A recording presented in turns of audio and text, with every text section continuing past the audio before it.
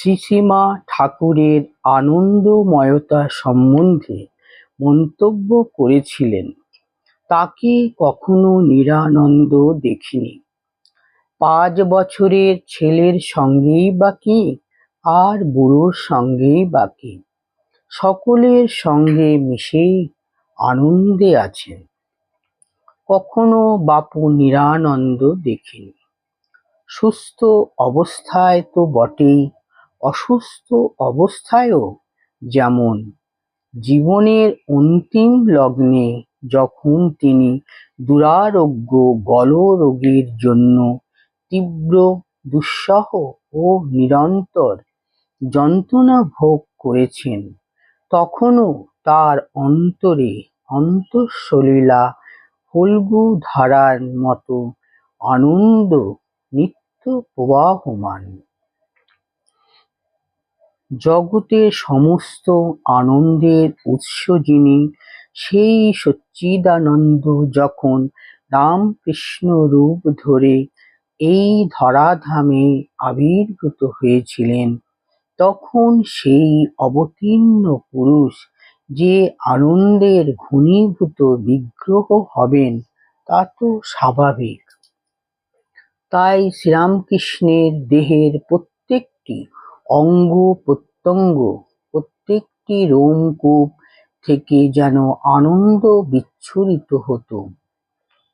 উপরন্তু তিনি তার মাধুর্যময় হাসি, কথা, গল্প, গান, নৃত্য সহযোগে ভক্তদের নিয়ে নিত্যই যে আনন্দের হাট বাজার বসাতেন, তার বর্ণনা আমরা বিভিন্ন সূত্রে পাই। তার একটু আভাস পাওয়া যায় সেই আনন্দ মেলার প্রত্যক্ষদ্রষ্টা নববিধান ব্রাহ্ম সমাজভুক্ত কেশবচন্দ্রের অনুগামী সুগায়ক ত্রৈলোক্যনাথ সান্যালের লেখা ও সুর দেওয়া একটি গানে। তোমার প্রেমের সুরা পানে করো মাতোয়ারা, ও মা ভক্ত চিত্তহারা ডোবাও প্রেম সাগরে। তোমার এ পাগলা গারদে কেহ হাসে কেহ কাঁদে, কেহ নাচে আনন্দ ভরে। সেই আনন্দের সঙ্গে জাগতিক কোনো আনন্দের তুলনা হয় না। সেই দিব্যানন্দ বিমল আনন্দের সংস্পর্শেই যারাই আসতেন, তাদেরকে তা প্রভাবিত করত। সেই প্রভাব হতো যেমন গভীর, তেমন সুদূর প্রসারী। ঠাকুরের আনন্দময় রূপ কল্পনা করে বর্তমানের প্রজন্ম আমাদেরও মনে আনন্দের সঞ্চার হয়। তাহলে সেই সব ভাগ্যবান ভক্তেরা যারা সেই আনন্দময় বিগ্রহ শ্রীরামকৃষ্ণের সাক্ষাৎ সংস্পর্শে এসেছিলেন, তাদের যে কি পরিসীম অপরিসীম আনন্দ হতো তা আমরা ধারণা করতে পারি না। স্বামী তুরীয়ানন্দজি তারই একটু আভাস দিয়ে বলেছিলেন, অবতারের সঙ্গে একদিনে যে আনন্দ হয় তা সারা জীবন দুঃখ কষ্ট পেলেও বেশি লোভনীয়। সুতরাং ওই একদিনের আনন্দেই এত দুঃখ ভোগ সব পুষিয়ে যায়।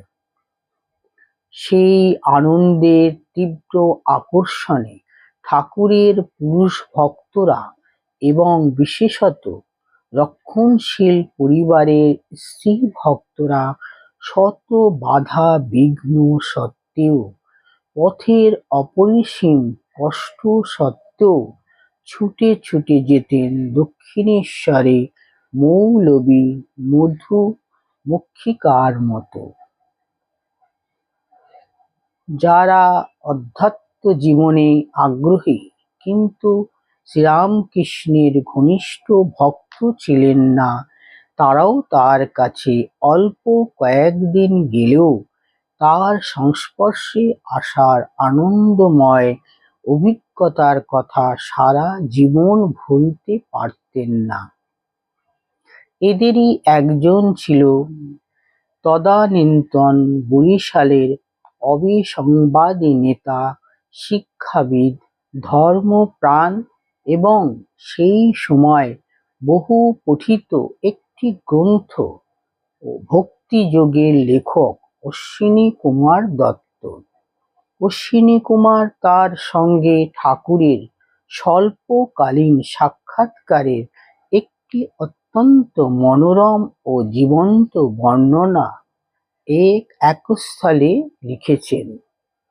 বরিশালের অচলানন্দ তীর্থ অবধূতের সঙ্গে দেখা হয়েছিল বলাতে ঠাকুর বললেন, সেই কোতরঙ্গের রামকুমার তো? আমি বললাম, আজ্ঞে হ্যাঁ। এখানে আমি মানে অশ্বিনী কুমার। ঠাকুর বলছেন, তাকে কেমন লাগলো? আমি বলছি, খুব ভালো লাগলো। ঠাকুর, আচ্ছা, সে ভালো না আমি ভালো? অশ্বিনী কুমার বলছেন, তার সঙ্গে কি আপনার তুলনা হয়? তিনি পণ্ডিত বিদ্বান লোক, আর আপনি কি পণ্ডিত জ্ঞানী? উত্তর শুনে একটু অবাক হয়ে চুপ করে রইলেন। এক আধ মিনিট পরে আমি বললাম, তা তিনি পণ্ডিত হতে পারেন, আপনি মজার লোক, আপনার কাছে মজা খুব। ঠাকুর এইবার হেসে ফেললেন, বেশ বলেছ, ঠিক বলেছ। এতক্ষণ মেঝে বসে কথা হচ্ছিল, এখন তক্তপোশের উপরে উঠে লম্বা হয়ে শুলেন। আমায় বললেন, হাওয়া করো।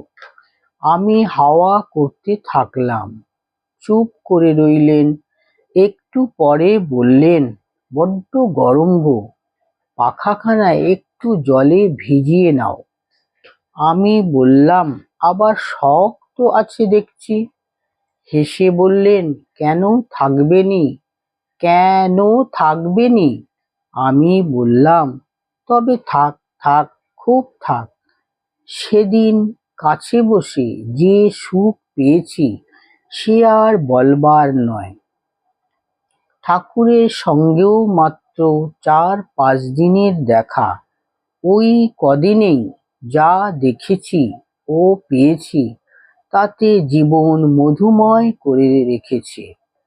সেই দিব্যম্বিতবর্ষী হাসিটুকু যতনে পেটরায় পুরে রেখে দিয়েছি, সে যে নিঃসম্বলের অফুরন্ত সম্বল গো।